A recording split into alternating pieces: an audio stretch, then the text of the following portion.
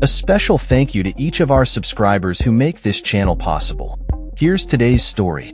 In a significant and contentious decision, the Deputy Prime Minister Angela Rayner has announced that Grenfell Tower, the site of one of the UK's deadliest fires, will be demolished. This decision comes nearly 6 years after the tragic blaze on June 14, 2017, which claimed the lives of 72 individuals, leaving families and communities devastated. The fire was exacerbated by the building's cladding, which was found to be highly combustible, a factor that has raised serious questions about building regulations and safety measures in high-rise structures across the country.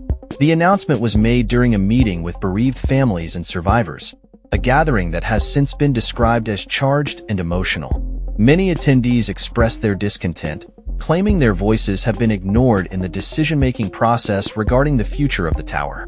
A spokesperson for Grenfell United, a group representing bereaved families and survivors, stated that no one at the meeting supported the decision to demolish the tower, highlighting a sense of betrayal among those who lost loved ones in the fire. Angela Rayner's announcement follows years of debate over the future of the 24-story structure, which has remained in place, covered in protective sheeting adorned with a green heart and the words, "Forever in our hearts." While some families and survivors believe the tower should serve as a memorial to the tragedy, others support its removal, citing safety concerns and the emotional toll of living in its shadow. The Grenfell Tower Inquiry's final report, published in September 2023, pointed to decades of failure by both government and the construction industry to adequately address the dangers posed by flammable materials in high-rise buildings.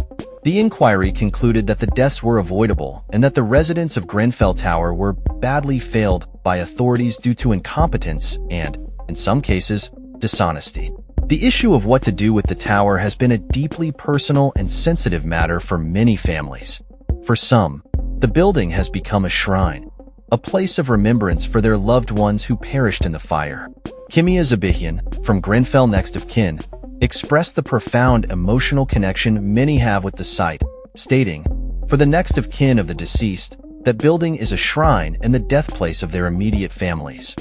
Despite the emotional weight of the decision, Rayner emphasized that safety concerns were paramount, stating that engineers had recommended the careful deconstruction of the building. However, this justification has not assuaged the anger and hurt felt by many bereaved families, who feel their opinions have been marginalized in the process. The Grenfell Tower Memorial Commission has been actively consulting on plans for a permanent memorial in the area, with a vision of creating a sacred space for remembrance and reflection. A shortlist of 5 potential design teams has been announced, with hopes of submitting a planning application for the memorial by the end of 2026. Yet, the timeline for the tower's demolition remains unclear, with the government indicating that no changes will occur before the 8th anniversary of the fire in June. Local residents have expressed mixed feelings about the demolition. Mushtaq Lashari, head of a local residents association, voiced his support for the decision, stating that the overwhelming majority of residents feel it is time for the tower to come down. He noted that the structure serves as a constant reminder of the tragedy, which many find distressing. Conversely, former Labour MP Emma Dentcode, who served Kensington during the time of the fire, highlighted the distress of many bereaved families who see the tower as a sacred site. She indicated that while some families are in favor of the demolition, others wish for the tower to remain as a memorial. The government has pledged to keep the voices of bereaved families at the heart of its decisions moving forward. A government spokesperson reiterated the commitment to engage with the affected community, stating, "This is a deeply personal matter for all those affected, and the Deputy Prime Minister is committed to keeping their voice at the heart of this." As the community grapples with the implications of this decision, the long wait for justice continues. Investigations into the fire and potential criminal charges against those responsible are expected to take until the end of 2026, a timeline that has been described as unbearable by many families still seeking answers.